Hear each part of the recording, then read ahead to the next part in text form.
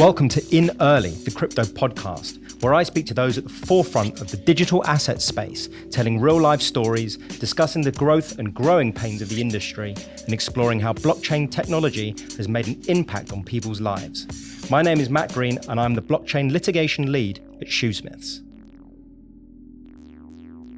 This week I speak to Aidan Larkin, the co-founder and CEO of Asset Reality, a Techstars-backed firm providing digital asset recovery as a service to both the private and public sector alike. Aidan and I have known each other for some years and have worked together to assist parties to trace, locate, ringfence, freeze, return, and realize their crypto funds, and know that when done properly, the practices we put in place, as well as the legal systems, including in England, can assist victims in recovering funds followed to any number of foreign jurisdictions.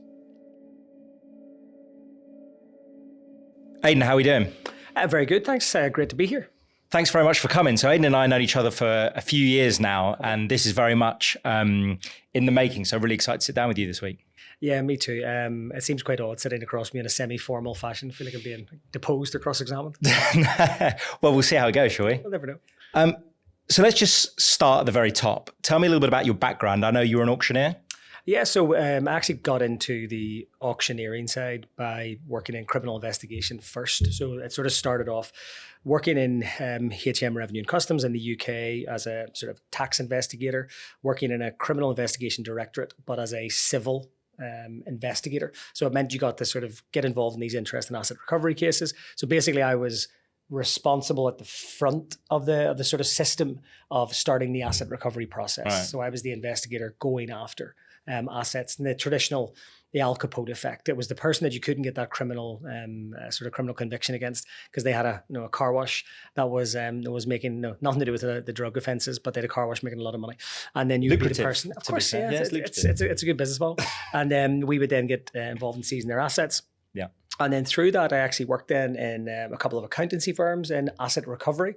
Got to sort of sit on and do my CPI exams and get involved in sort of seeing then insolvency and sort of corporate and personal insolvency, again, all asset recovery related. And then an opportunity came up to set up a proceeds of crime, effectively an asset recovery department in an auction house. And some people, I was asked actually just recently, someone sort of looked at me, befuddled, going, "You were an auctioneer? Like, how does that happen?" And it's only when you have context of like global asset recovery, every government agency in the world, with the exception of about 5, and the UK is one of the shameful 5. Yeah. Everybody else has a centralized asset management agency. So the United States have the US Marshal Service. There's a government agency that's responsible for managing seized assets. Like the Insolvency Service has the official receiver. On steroids. It's that sort of setup. But we don't have that in the UK. So what does it mean then? Does it mean like it's seized assets and like the criminal property and then someone auctioneers it? But it means that there's an entity responsible for the seized assets. So in the UK, because we don't have an asset management office, they use auction companies. Because if you think about it, auction companies have inventory, recovery services, valuation services, great big warehouses. Mm-hmm. So all around the UK, auction companies are the ones actually. So if you see government seizing assets and you see a Lamborghini or a boat being seized, very good chance, there's my old employer, Wilson's Auctions, very good chance that they're the ones actually seizing the boat with the officers on side. So it's a good example of public and private sector collaboration. I did that for nearly 7 years.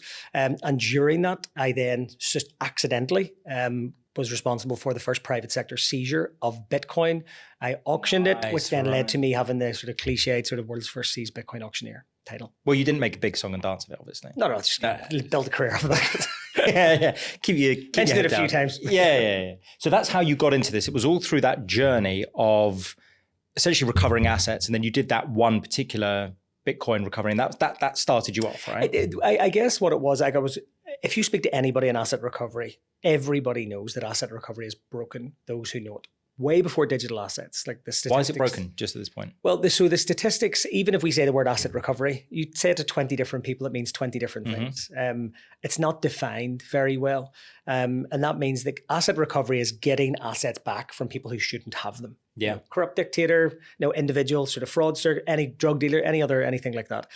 But the system, again, it's just not a very coherent, joined up system. So it's kind of like saying, why do the NHS have waiting lists? Or why do we have too many criminals in the world? Why isn't everybody arrested for every crime? So asset recovery is the same thing, but it's woefully bad. It's like 1% of criminal proceeds is actually recovered from criminals. Is that in the UK or around the world? Globally. And that's from a Europol 2015 study. So I got to see, because I sat in the private sector, sat in the public sector, sat in sort of civil recovery work, criminal work, I got to see very quickly over like 16 years that everybody was having the same problem with broken asset recovery. And then we do a digital asset seizure and you realize, wow, there's a really easy way to do that from start to finish that's easier than a boat or a car or a plane. So I sort of got it into my head, well, if you can demonstrate digital assets that it can be done so much better and so much more value can be returned to society, maybe there's a business in that. Maybe there's because you can do it all programmatically, virtually on chain, use an analytic tool, find recover it from an exchange, give it back to an owner. You can do all of that without getting out of your desk. So because that whole process was pretty streamlined comparatively, you were like, why isn't everything else being done? Why isn't everyone doing this all the time? And then I had this little, we called it the sort of alliterative adventure. And that's the most posh and educated I'll ever sound. But in November 2019, I went to Bosnia, Brussels, Bucharest, and Brisbane, and spoke at 4 different government events, very different audiences. And I was giving the same presentation. And that's not because I'm lazy with slides. It is literally because it was the same problem everywhere we went. And on the flight back from Brisbane, started to think about there's a couple of easy wins that we're not taking. And every consultant I used to work with, I worked for the United Nations, the UNODC, on the side, on top of my full-time job, I was lecturing on this topic. So I got to meet this little sort of who's who of asset recovery people. And everybody kept saying, if only there was a system and only we could do things a little bit differently. And that just kept sort of earworming away. And so the idea is it's subject to its local jurisdiction, but no one's really talking to each other in the world. Pretty much. And of course, obviously assets fall to different jurisdictions. Yeah, and then criminals exploit that. And obviously the UK, we're sitting in the UK. The UK has this horrific record of allowing corrupt dictators to live comfortably on bail. In London, many of the cases that I've been involved in asset seizures globally, good chance I'll bump into one of them in the street. And we just we're not great with enforcement. We really aren't. It's Oliver Bullow's Butler to the World is my shout out for anybody to read to sort of blow your hair back. We've got a link to that. Is it like a digital book? Yeah, he only released it last year. Okay. He does the kleptocracy tours as well. Okay. Incredible writer. But again, so we're not great at enforcement, and that's what led to sort of the creation of Asset Reality, because we thought that if we bring together all the people that have a practical experience of the problems of asset recovery, find the bits that can be easily fixed. The bigger bits that are more complex will have a longer term roadmap, but we knew there was a lot of low hanging fruit that we could sort of tackle and just give governments and private sector entities an off the shelf sort of solution to asset recovery as much as possible. So it's a way to overcome the differences in jurisdiction. And to sort of streamline the process. Kind of have a blueprint. I mean, investigating and prosecuting crime, bar the underlying legislation, you get some intel, you do an investigation, you arrest somebody, you seize assets. The process is, if you train to be a lawyer, you train to be, there's variations, but there's a process. With asset recovery, it just seems like there was just a lack of a way. Wherever you go, that's the benchmark. That's the journey you know. And whatever was the local problem was the local problem. It was always done that way. That's how everyone approached it. Okay. So we thought that if we, at least there's a standard setting, and we saw this with blockchain analytics. I was just sort of there for the initial launch of blockchain analytic tools, because we were dealing with the digital seizures. And you were seeing these guys from companies like Chainalysis and Elliptic in the early days. They were trying to tell governments what blockchain was in 2015 and 2016 and why they should be paying attention. And then I'm watching the same governments then, the ones that paid attention, going, we've just had $1 billion seizure. And I'm thinking, we've never seen $1 billion seizure in regular proceeding crime ever in 20 or 30 years. And then you started to see these stats where it was 20-1. They were recovering more. So then I started to think, God, if someone could just pay a bit more attention to helping governments and private companies with the infrastructure to sort of unlock the potential in that asset recovery side, that's the bit that sort of we became obsessed with. Well, let's talk about asset reality then. And I've sort of stolen some wording from your website. Please. So it says asset reality is an asset recovery as a service. What does that mean? when we went through the sort of the accelerator program at Techstars, they teach you about the different types of products and services that people sell. So very commonly, if you're using HubSpot or Salesforce or Dropbox or any of these things, or Chainalysis or TRM or Elliptic, they're all software as a service. Mm-hmm. And when we had that described to us, it's this solution. So when we think of like a sort of cliche marketing phrase, we're sort of thinking that most governments and most insolvency practitioners and liquidators, a lot of the time, there are those that are incredibly experienced and know their stuff, and there's others that it's their first case, or it's the first time in the jurisdiction, or it's a new, a new political party that's been brought in. So we wanted to present ourselves as an asset recovery as a service. So it might be that you need assistance in the investigation phase. You might need training. You might need legislation review. You might need actual seize that boots on the ground, or you might need someone actually putting a hammer down and selling the item, or connecting you with a Christie's or a Sotheby's or a Wilson's or a John Pye or whoever it might be.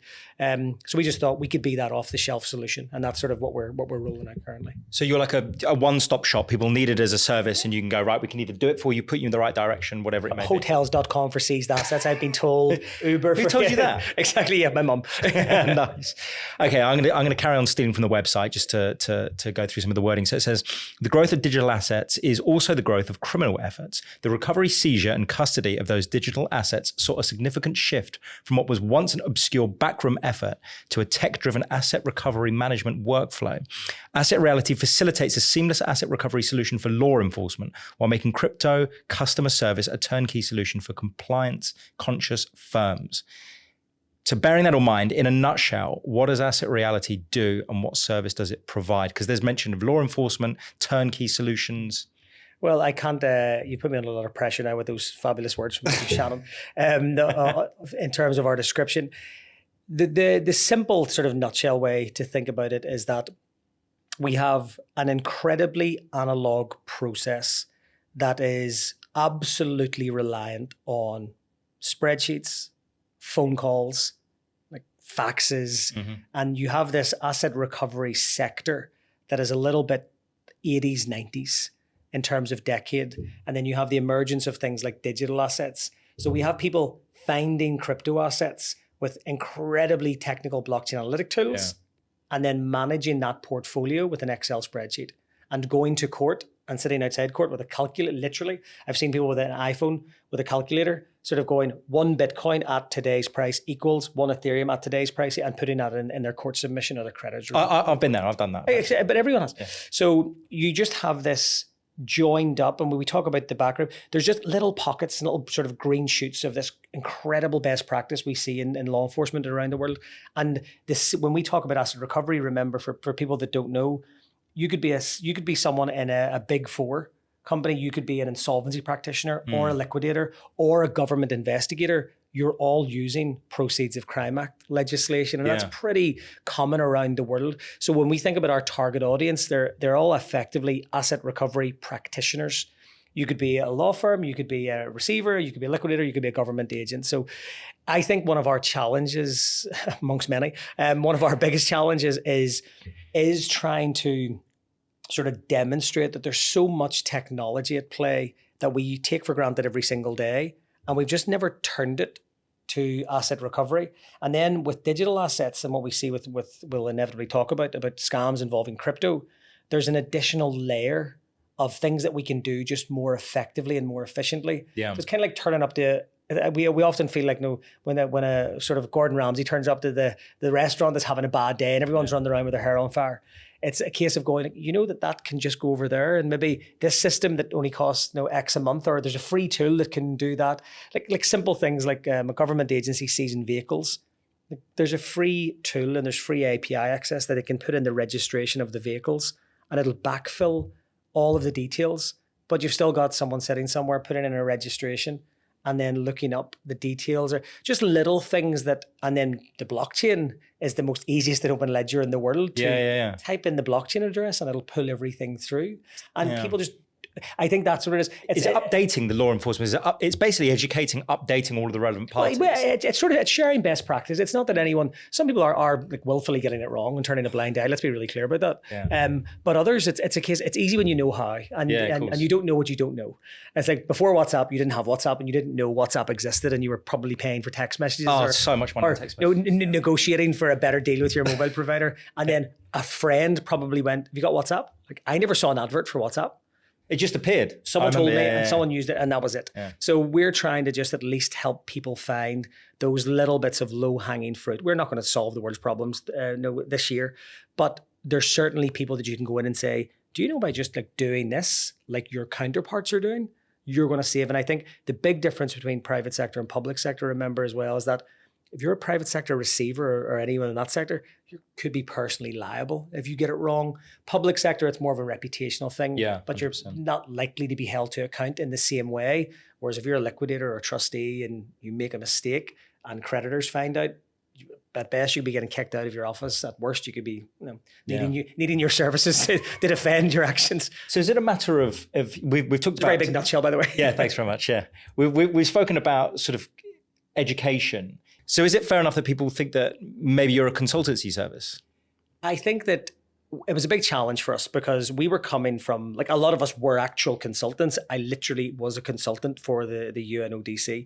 Most of the people we hired from ex-law enforcement backgrounds were all consultants.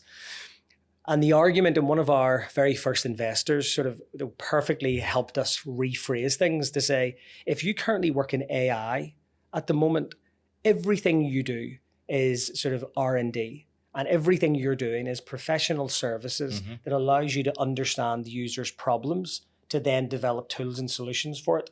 So when we think about it, it's just because our industry has lots of existing consultants who only consult, and they come in and say, your systems are broken, here's 25 guidelines and recommendations on what you should do going forward, and off they go.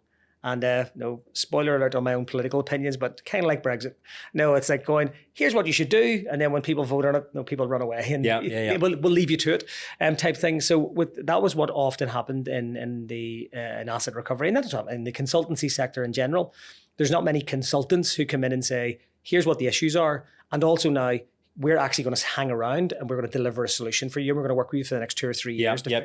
So for us, one of the things we treat our sort of consultancy side as it's more professional services that allow us to sort of get people the services they need. So a good example is we've just started working with the country of Jamaica. And Jamaica, for example, they want us to assist with training law enforcement. They want us to assist with assessing where they are from a seized asset management point of view, because that's really important with things like reviews from FATF.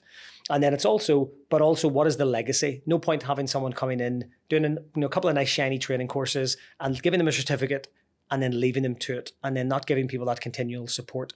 What you want is you want someone coming in saying, here's what's wrong with your books and records, and here's some really good accountancy software and a support helpline for the next 24 months. So we're trying to do that with asset recovery, help them identify the problems, find out what the solutions are, but then leave an infrastructure behind so that as people retire and people change jobs and people move on, there's a bedrock of sort of infrastructure that's left behind. That's our main. It's definitely a longer term vision, right? It's not just a quick. This honestly, this will take decades to overturn. But what we're hoping is we'll start to see those little sort of like key markers and milestones. I mean, if 1% is the current recovery rate globally, like we've got a big pool to swim in to be able to say, well, can we get it to 2 by this year? Double it, yeah. And that's it. So we're incredibly, literally the name Asset Reality comes from being a realist about things. And because in sort of podcast and presentation bingo, which we've all done a lot of panels, I used to keep saying, and the reality is. Literally, someone called you out on it. And I literally when I was sharing my screensaver was the William A. Ward quote about I know an optimist and a pessimist and a realist, and I think the optimist hopes for the winds to change. The pessimist sort of complains about the wind, and the realist just adjusts the sails and just gets on with it. So for us, it was around, we know asset recovery is broken. We have a solution. We're realistic that there is some again, controversially, some people that don't want things to be fixed. Yeah, in some jurisdictions that's part of it, as well, a little bit. And but I think that we know that because we've seen the best practice from others, we can't take the credit for this. We have seen government agencies way before our time, IRS criminal investigation, having these incredible billion-dollar seizures frequently. That we thought if we can just capitalize on that momentum and get involved in that sort of sector and sort of try and leave behind an infrastructure, then maybe we can sort of move the needle a little bit. Now that makes a lot of sense. And I think at this stage, it's worth considering the journey of the victim. Because you have a victim support function. What is it? How does it work? What's the experience for victims? Harrowing would be the word I would use for victims and from a crypto perspective in particular. Again, I'll disclaim this by saying, sort of tip my hat to sort of my co-founder, Nick Furno. There's no such thing as crypto crime. If someone steals your car, no, it's theft. Yes, it involves an automobile or a motor vehicle. And I think there's a badging of sort of crypto scams. They're scams. They're frauds, they're scams, they're crimes. They just happen to involve digital assets. But what we notice is with things like the horrifically titled sort of pig butchering and such an ugly term to use. I don't know who came up with that. Well, there's an interesting sort of argument around this. I hate the term fraudster because fraudster conveys that jaunty, swag bag, and it is that. It's sort of where it's like it's criminal. It's a hardened criminal, and these are sophisticated targeted attacks. This is not someone sort of knocking your door and as you turn around and they grab the purse. And I think with pig butchering, it's horrific, but it actually, if it sounds horrific, dig into it. Pig butchering goes, which is a slight segue, goes a step further because not only are there scammers targeting you to deceive you, get more money out of you, literally fatten you up, build up trust, and then pull the plug. But in many of the cases, I'm not saying 9 times out of 10, but in many of the reported cases, the scammers have been tricked and are human trafficked into those positions. So they turn up. Extra layer of complexity. There's an incredible report by Vice. I think Wired Magazine did one as well. Erin West is the person on who you want to follow. She's the authority in this globally on LinkedIn. She's a prosecutor from Santa Clara, and she is on a one-woman crusade to sort of to raise and seize, educate, and disrupt is her tagline. And like pig butchering, there was an expose done in Cambodia. People go overseas thinking they're getting a better job and they're getting a slick sales job. Yeah. They surrender their passports. They go in, and then it turns out you're phoning these people on this day and you're doing this, and it's a very aggressive boiler room. And it's not a boiler room fraud, it's the pig butchering cases. So then if you try and leave, it's like, well, those last 35 calls you just made, you're a criminal and you're going to get arrested by the local authorities. So if you don't shut up, sit on the phone and keep doing these cases. And there's been horrific reports of suicides.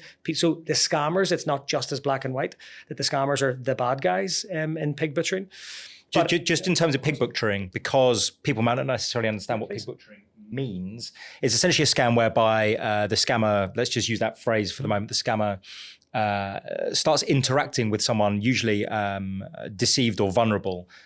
Over a period of time, they coax that individual into providing money. Again, a lot of trust is built up. The idea is that they're fattening them up.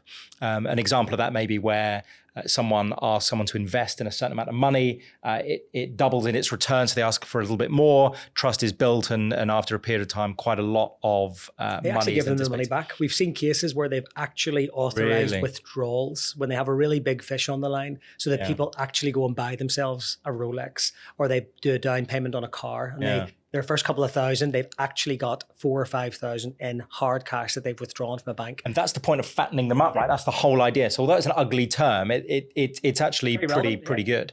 So someone's a victim, say, of pig butchering. Maybe they've lost £500,000, £1 million worth, whatever it may be, of, let's just say, for example, Bitcoin. What happens? They call you. What's their process? Yeah. So when we started to think about victim support, it was very much an organic and unintentional consequence of the world that we work in. Because we were effectively putting ourselves out there as, it goes back to this ill-defined asset recovery world. Yeah. If you say I work in asset recovery, you're going to attract victims who've lost assets to recover their assets. And you can't say, I provide software solutions to corporate clients. So it was something that we were actually proactively approached by a number of Web3 and crypto companies, wallet providers, people who have customers interacting with them saying, I clicked on a bad link I thought I was interacting with my wallet, or I accepted a software update, right through to the very, the very targeted attacks where they get a WhatsApp message and then you get into that sort of scam back and forward. But the end result is always the same. You lose your assets, you lose your money. And what was happening was people were just, I go back to my earlier point about the asset recovery system being a lot broken. So if you imagine a victim of a crime, let's say Matt loses his digital assets today. Matt goes to the police and says, I've lost £5,000 worth of digital assets. Mm-hmm. And the police will then say, great, we'll take a crime reference number. We will report this. We've got all your details on file and we'll pass this up the line. Now, that's the same as going and saying, I dropped my diamond ring in the street, or someone grabbed my watch in the middle of Piccadilly Circus and ran that way. I mean, you wouldn't expect the police to say, no, to jump the desk and say, that's it, we're going to shut down London, we're going to close the bridges. Until we find it, we're not going to sleep. I used the example at a recent conference where I said, it's like showing my age, it's like there's an episode of Friends where Joey loses a diamond ring because the duck eats the ring, or a goose eats the ring, and he calls NYPD and says, I've lost my friend's engagement ring. And he says, once we solve all the other crimes in Manhattan, we'll get right to it. And I think like that makes light of it. But people have this expectation, and victims were coming to us saying, I've been to the police and they can't help me. And again, I always try and encourage people to sort of manage expectations. What would you think if you interacted with an unregulated sector? You're in a world that you maybe haven't got a lot of experience. You're clicking on links that you're unsure of. Now, again, and please, I'm separating out the very, very highly targeted, sophisticated attacks. There's a lot of scams that we see that there were so many red flags, and that's the real pain for me, is that when you see, I don't want to say accountability as if I'm victim shaming and victim blaming. I've already been called into that on that once. But if Elon Musk at gmail.com sends you an email and asks you for your recovery seed, and you send him your recovery seed, there was a chance there to avoid that and not be a victim. But then we also see people who are interacting with staking protocols, and you ask them, what's your crypto experience? Oh no, someone on a WhatsApp group told me I should set up a wallet, and I wouldn't walk into a modern art gallery and just randomly buy modern if I didn't know. So sorry, I'm going off topic. No. But as expected, I was warned at the beginning of this podcast, stay on point. But so when you get this there's 1,000 different ways that victims were turning up on our website, on social media channels, on messages on LinkedIn. There's a little buttons in there on your website if there's a bit of problem. That was as a result of just organically getting so much inbound. And then we were working with a number of large corporate crypto clients in the background, people it's in the public domain, people like Consensus and MetaMask and Phantom Web3 Foundation. We were already working, so it started just organically. We have a customer, they need some help, they've reported it to the police, and they can't do anything about it. They've got a crime reference number. They've went to a blockchain analytic company, or they've went to a law firm, or they've went to a civil recovery practitioner. And like I say, these processes cost money. There's court applications. If you're in that bucket where it's £1,000 or less, like it may not even be economically viable to pursue that. So you had a lot of frustrated people with nowhere else to go, and they're listening to podcasts, and what they're hearing is, it's the most traceable asset in the world. We can see everything on chain. We can track your funds and see they're sitting on an exchange. So you've got this mixed messaging for victims that amazing tools, asset recovery prospects are really high. People like me saying billions of dollars are being seized all around the world. They're going, great. Get my £1,000 back. You can't get my Rolex, but you can get those Bitcoins back because they're digital and they're traceable and you can see what exchange they're at. And then you have to remind people that it still has to go through the same creaky, broken, fragile asset recovery process, court orders, production orders, disclosure orders, all the things you know much better, more than I do about. And then there's hard costs associated with those. So we started to launch this sort of victim support solution to at least give people a soft landing and to be able to say, almost put an arm around the shoulder and say, you've lost £2,000. Like if you were my brother or sister, I'd be telling you to write it off. I mean, report the loss, of course, but if you don't have insurance, and there are new digital asset insurance providers coming onto the market, but as it stands now, if you don't have insurance and it's a small loss and you can't afford to appoint a civil recovery practitioner, chalk this one up to experience. And that happens. A lot of people say to me, that's just the cost of dealing with this industry. And although I have mixed feelings about whether that's right or not, to some extent it is, because it's unregulated. There isn't a lot to be done unless, to some extent, you have some money where you can go and trace it and recover it, or the police are involved. There's accidents in every sector. I mean, there's skydiving accidents every day. There's bungee jumping accidents every day. There's no people drink alcohol and injure themselves. It doesn't stop the world drinking, or this is why we have speed limits. This is why we have airbags. The people get themselves into bother. But I think that from the victim's perspective, just giving people access to information, because the other point I wanted to make, which is horrifying and worse in digital assets than anything else, is this like re-victimization. Yep. Because you live in we live in a digital world. First thing you do when you lose your digital assets, you go onto Reddit, you go onto Twitter, you go onto all the different platforms and Discord, and you go, help, I've lost my assets. And then the scammers come at you again. And they say, Matt, we're very, very sorry to hear about that. What address did you send it to? Give us the details.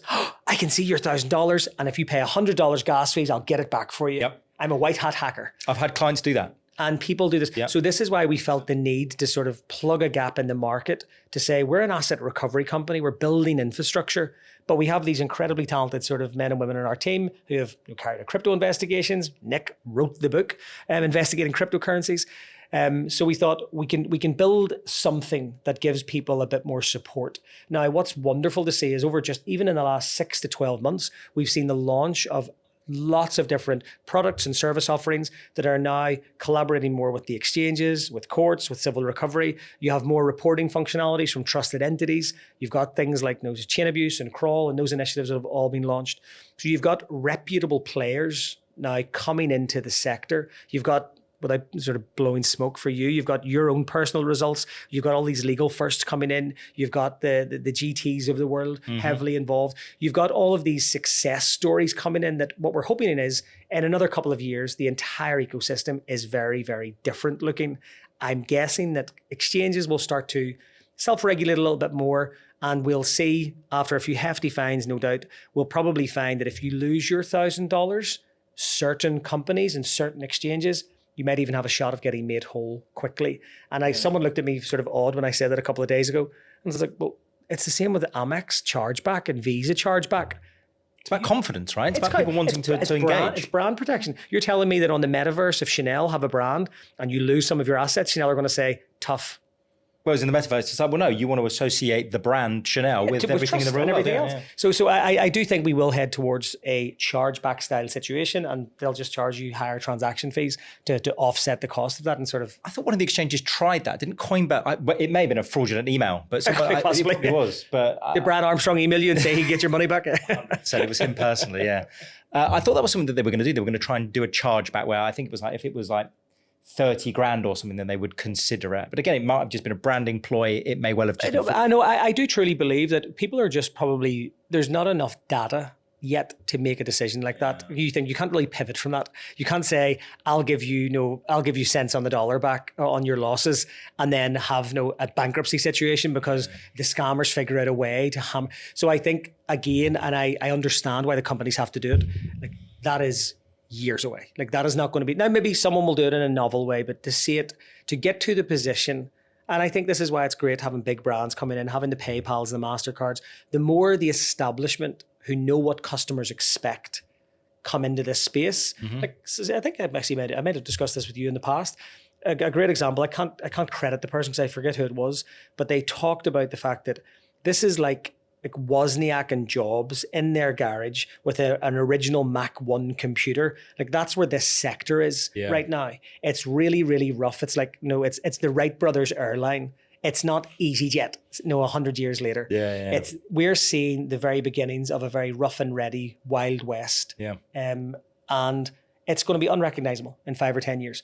But right now, it is a Wild West. Well, if you even think about it now, from my experience, you know, however many years ago when we first met, you'd write to an exchange and they wouldn't really bother responding, or they wouldn't deal with it. And now, obviously, because they want to increase their reputation, they want to be seen as a legitimate source for the public to deal with, they now comply with court orders. They don't want to be seen in the paper as as in contempt of court. The That sort of stuff. The shady. And look, again, all of the things that we often roll our eyes about are actually quite good for the sector. I mean, the celebrity endorsements. Now, famously, he says, no, I'm sure Tom Brady and Giselle would have sort of different thoughts on that with FTX. But I mean, having like a Ronaldo at a Binance, having like Tezos and having others like sponsoring football clubs. Yeah. Again, people go, FTX. Well, that's like, there's one bad bank doesn't mean the TradFi. Traditional finance is famous for being clean and there's no such thing as fiat money laundering. Yeah. So again, I wouldn't there's a counterfeiting. Someone said that, but there's lots of scam tokens. Do you know, there's more fake Rolexes in production in the world than there is real Rolexes. There's more fake Louis Vuitton bags in circulation than real Louis Vuitton bags. These are just industry issues, and I think that's where I really enjoy working in this sector, because we don't just deal with digital assets, we deal with actual assets, and we see this. Everyone thinks they're unique problems to them. We have these issues in digital asset recovery. These have been things that have been talked about for 20 years. Yeah. Money laundering and scams, and the art market's had that for 100 years. Luxury goods have had that for 100 years. Yeah. So it's really interesting. But so I think a lot of we're different, but we're the same. I think a lot of the lessons that we've seen in other sectors will solve a lot of the problems. And again, we're at that like Mach 1 stage where we have everything's just new and raw, and if you don't know what you're doing, it could go horribly wrong. Yeah. Is ultimately what we sort of, and that was just to take it back. That's why we set up the victim support. But people just really nicely done there. Well, I was going to try and I was like a Billy Connolly segue. That was really good. It was a Billy Connolly look. So fundamentally, I keep going back to if my parents were involved in digital assets and lost, you just want to have one like trusted lighthouse that people can go to. And maybe in 6 months' time, maybe in a year's time, we're not saying that we're going to be the best victim support company in the world. There's lots of excellent companies that are only focused on victim support, entire new sectors. So I would love to be in a position that we are only dealing with the infrastructure behind asset recovery, because where do we want to get to for victims? Victims should be able to walk into a police station and say, I've lost my £1,000 with a Bitcoin. And the police say, no problem, we'll get one of our guys right onto it. That's not happening right now. So it's not happening with real assets. It doesn't happen with real assets. But the difference is with digital assets, we can shoot off a notification to an exchange the same day. Yeah. We can get a court order the same day. So I think, and we've seen with FTX, the speed at which digital asset recovery can move is nothing like old asset recovery. Yeah, fair enough. I think we can dream. Well, let's try and talk a little bit about your work in the public sector, because again, flicking through your website, it's public sector, private sector. Let's tackle the former first. Public sector stuff, how do you help law enforcement? It's around infrastructure. So if you think about what do the public sector, we say public sector, we predominantly mean law enforcement. Law enforcement and authorities around the world. Yeah. So ultimately for them, the pursuit of asset recovery, tackles a number of things. It gets more money back into society. It gets more money into fund law enforcement. It gets more money to good causes. So there's this really noble pursuit around asset recovery. But a lot of government agencies, again, park blockchain and digital assets. When computers first came out, law enforcement, what did they need? They needed someone that could do digital forensics on devices. I had these smartphones and laptops and mobile things that, you weren't seizing a big server anymore. You could have 50 gig worth of data on a small handheld device. Yeah. So governments then needed tools and training on how to deal with this new emerging threat. When the internet first came out, same sorts of things. So again, we can't sit here and say, this is unique, this concept of the support we're providing. It's been done decade after decade after decade.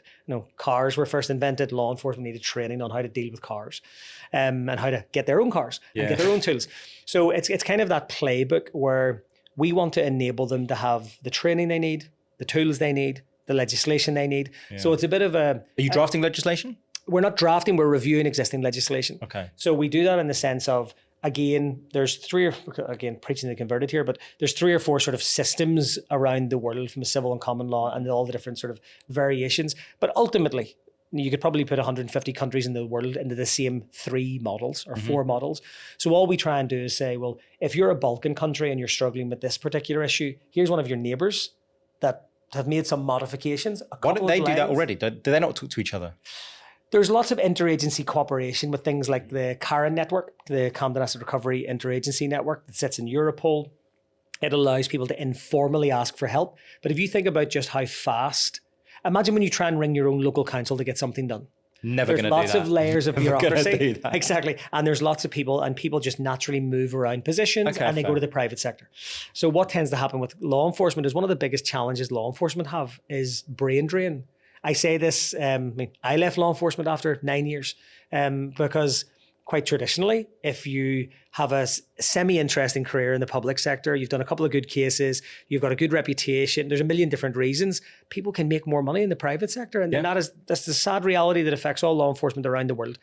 The Bank of England just announced the head of CBDCs, and I think the salary is like a third of what the same person would get in the private sector, for example. The same with crypto investigators, trying to recruit crypto investigators for a third of what they would earn in the private sector.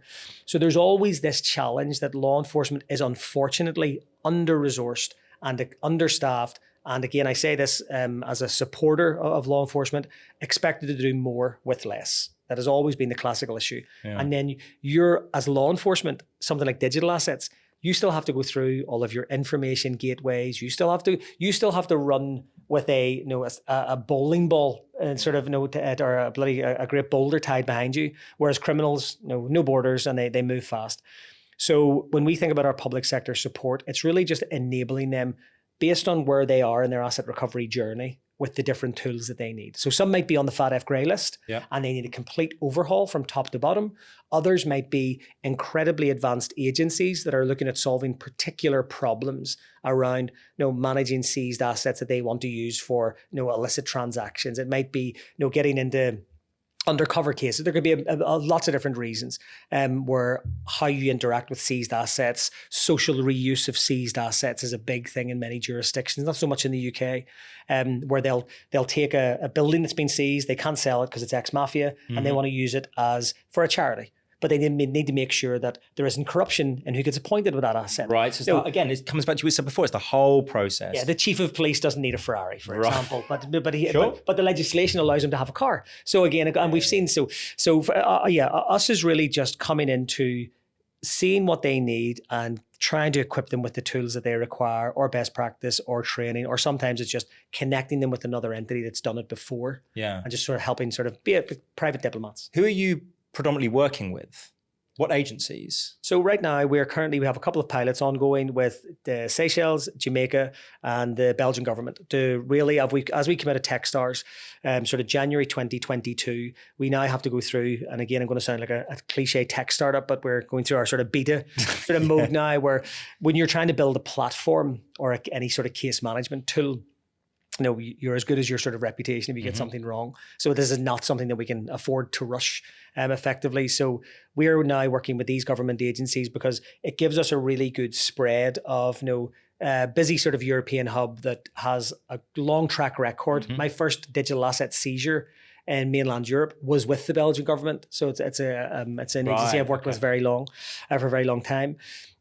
Seychelles, really interesting because Seychelles has a hub of cryptocurrency activity. I mean, some of the exchanges are registered. Two of the top 10 exchanges in the world are registered in Seychelles, and the biggest one in the world is allegedly, or has a lot of connections with Seychelles.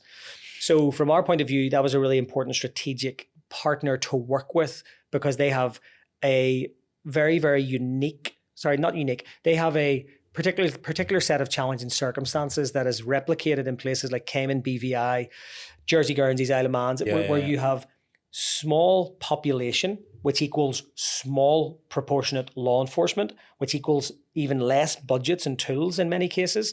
But then you have these major financial institutions that have a footprint there. I mean, what happens when you have a crypto exchange in Papua New Guinea?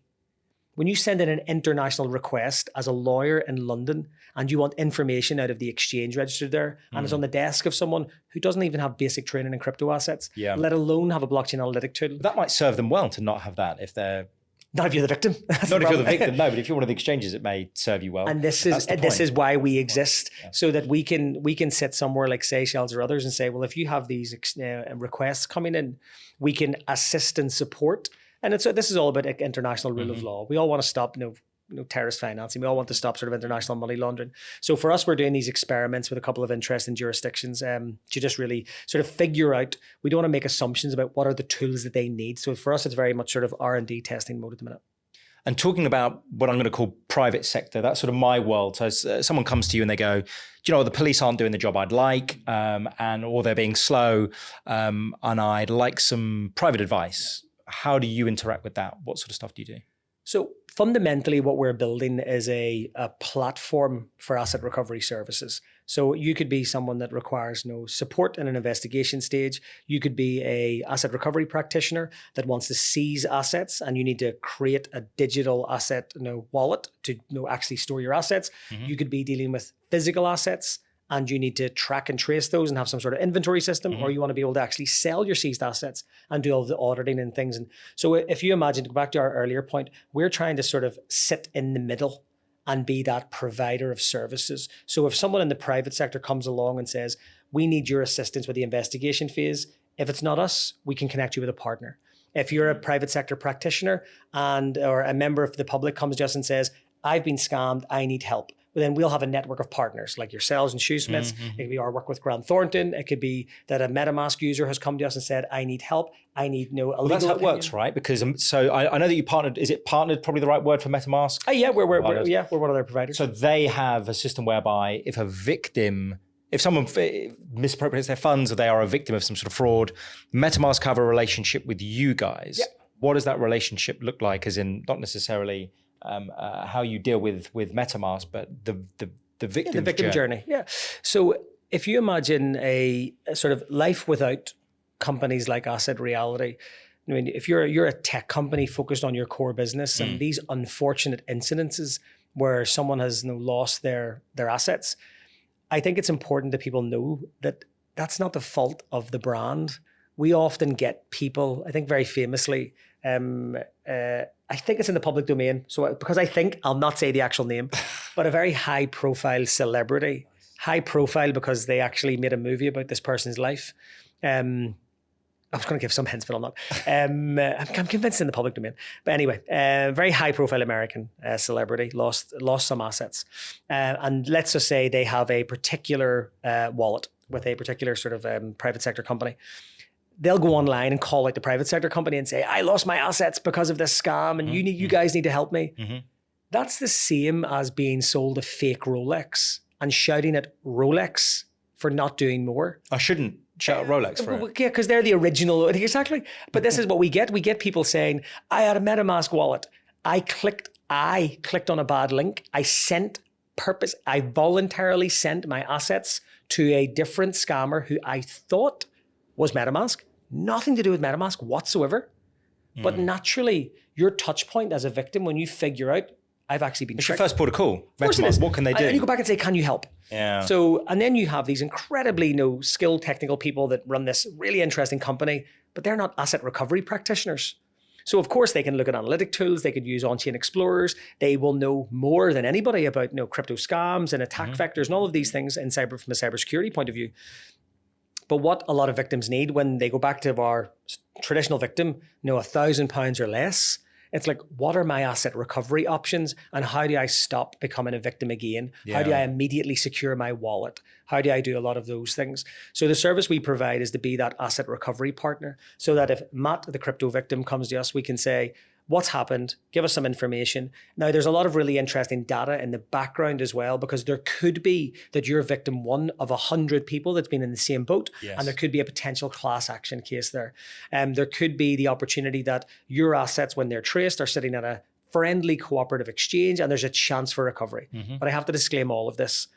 In the year and a bit that we've been doing this, like over 90% of the victims are in the small category. I say small as in every loss is big for anybody, but economically compared to the cost of civil recovery, appointing lawyers and doing all those good things.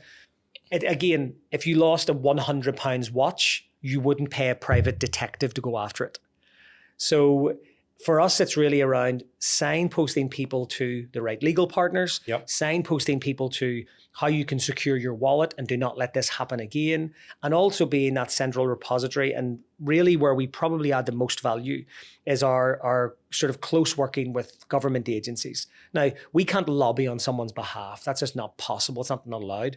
But by us working with law enforcement partners, when people submit those reports, and we encourage people to submit reports to Action Fraud, IC3, chain abuse, companies like that, this is blockchain data. The more you spray this information, the more you share this information. Companies like Siberia, really interesting companies in the space that are almost broadcasting this data of your loss.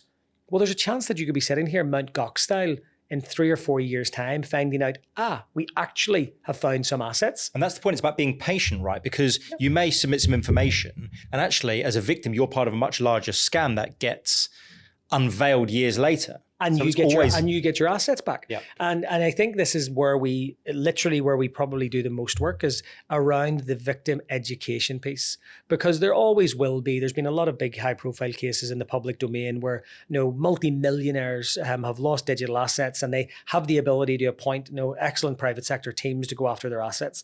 But the vast majority of ordinary sort of people don't have that, don't have those resources. So trying to be patient is a perfect way to describe it, because again, we get understandably emotional people contacting us.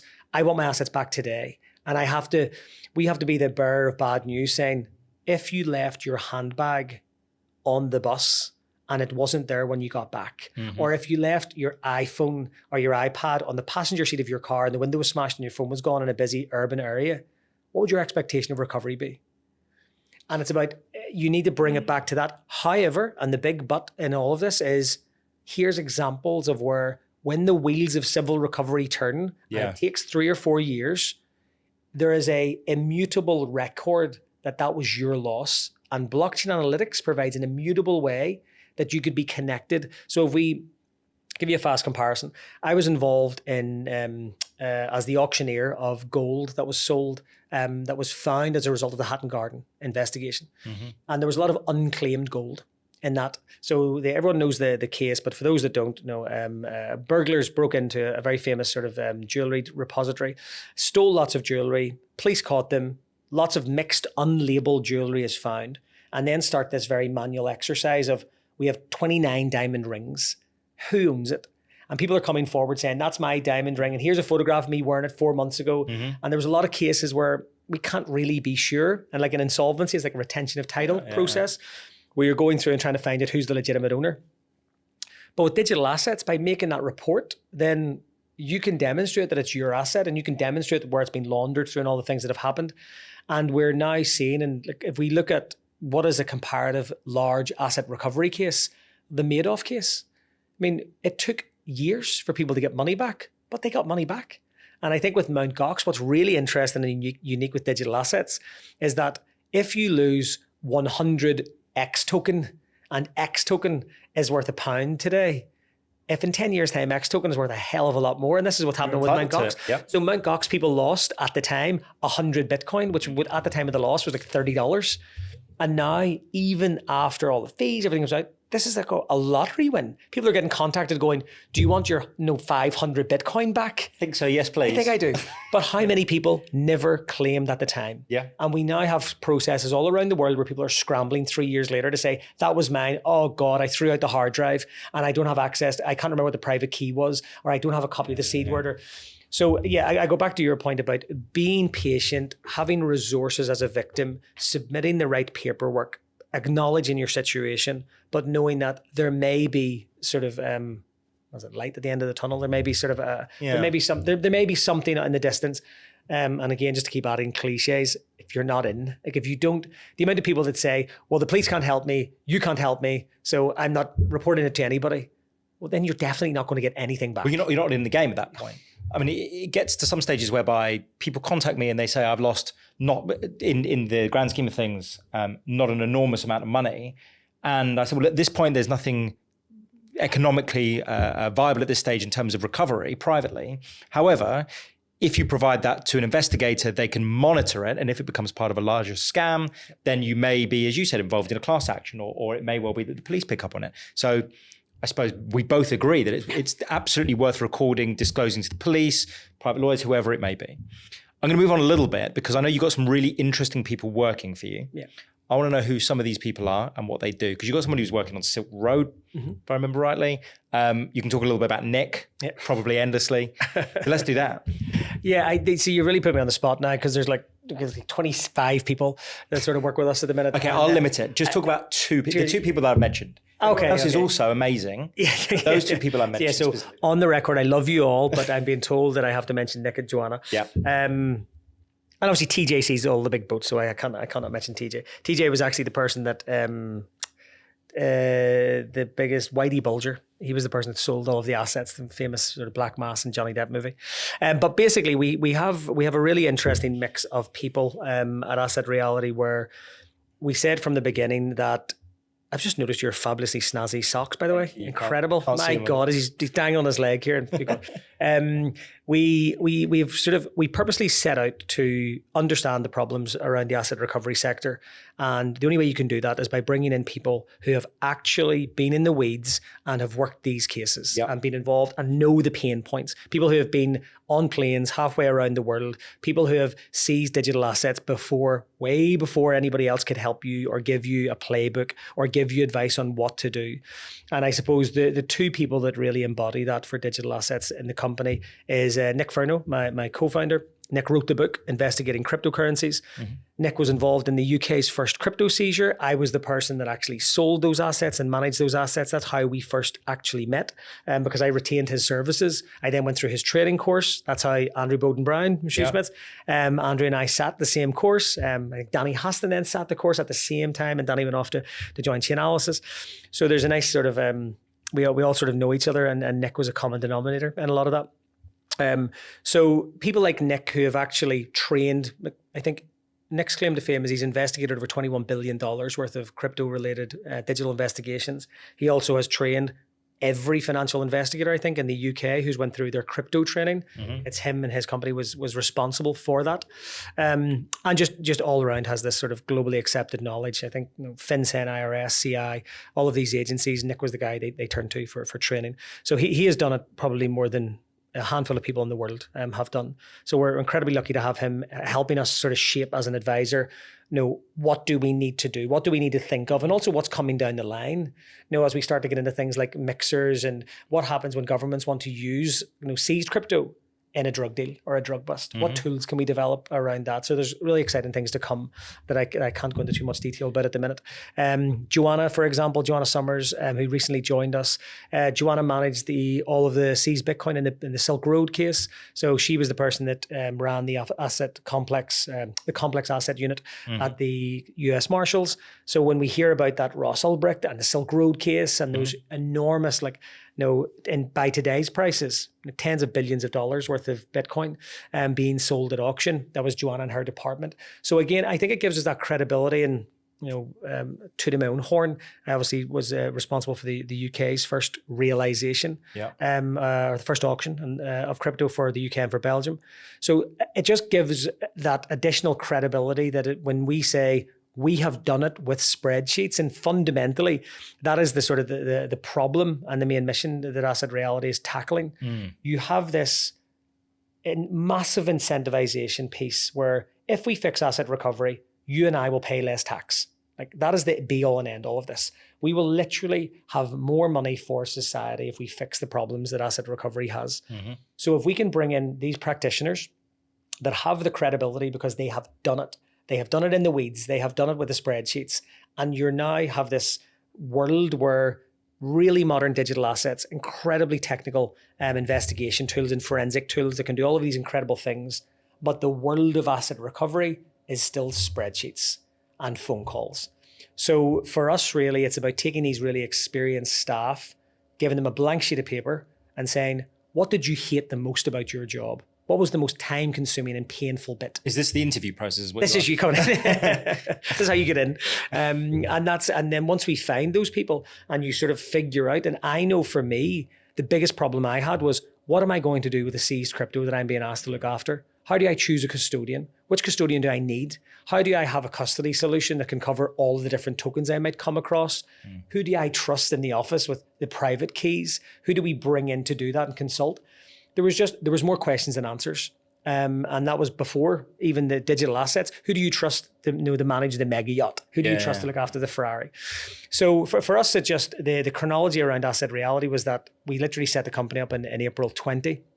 Lockdown, a little thing called COVID happened. Yeah. So it sort of forcibly put us down the path of digital assets, like super practical point.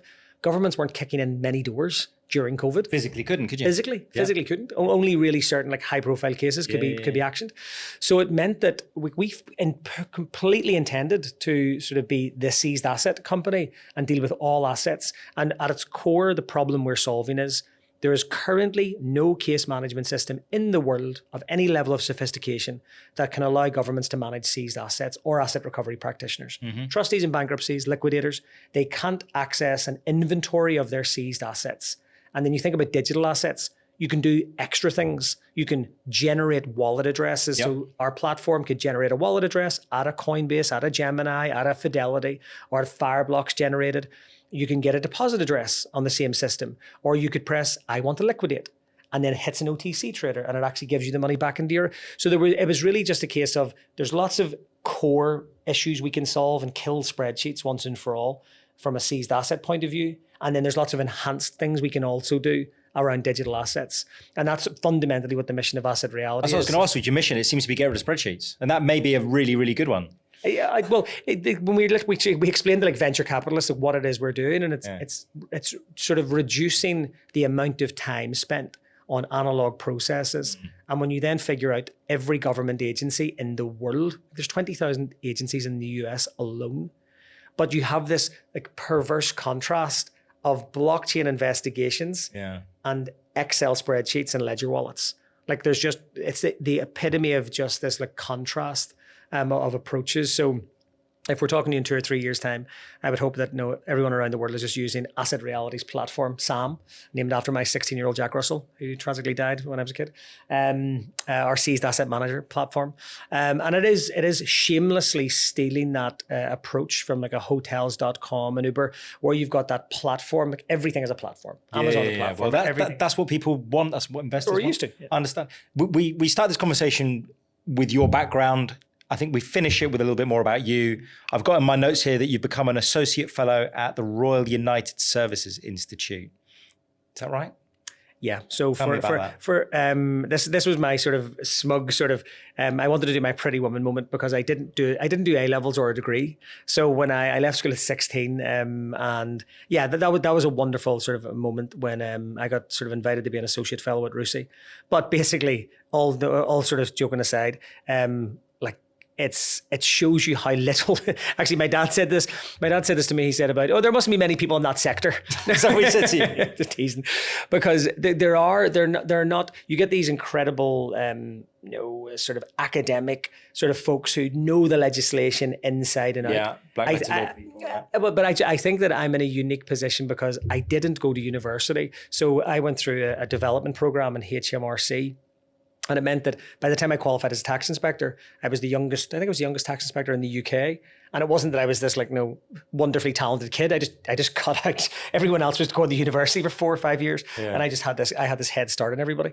But it meant that by the time I then joined the private sector, and then by the time I'd done the seized asset piece, I was in this really unique category around the world that I had been the investigator, worked in criminal and civil investigation, being the asset manager, and also was working for the United Nations. So I got to then go to all of these different countries and just gain perspective. And that was then really sort of useful for the guys at RUSI. I did a number of podcasts and events with them, and I shout out to sort of Helena Wood, who's the asset recovery aficionado, who I've known for a number of years and sort of was the mastermind behind a lot of this.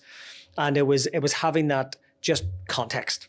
I mean, so people say there's challenges in Turkey and there's challenges in Australia, and what's your comment on that? And you can talk to it a little bit. So it sounds so lofty because it's like the oldest think tank in the world. It's a fabulous organization. It sounds good. It's great for LinkedIn. It's wonderful for LinkedIn. People are like, you really? When you see the caliber of other people at RUSI as well, I think I'm like they're like the sort of I'm the diversity balancer. It's like we need someone from like a rough area in North Belfast. You were the only one who applied that year. Exactly. I was the only one. Yeah.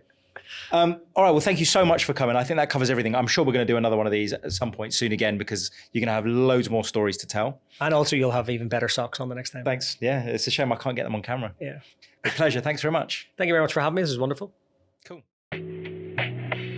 This podcast does not contain any financial or legal advice, and you should not seek to rely on it as such. Opinions are the individual's own. This podcast was produced and edited by Joe Howkins and music by Luke Carey. Thank you for listening and see you next time.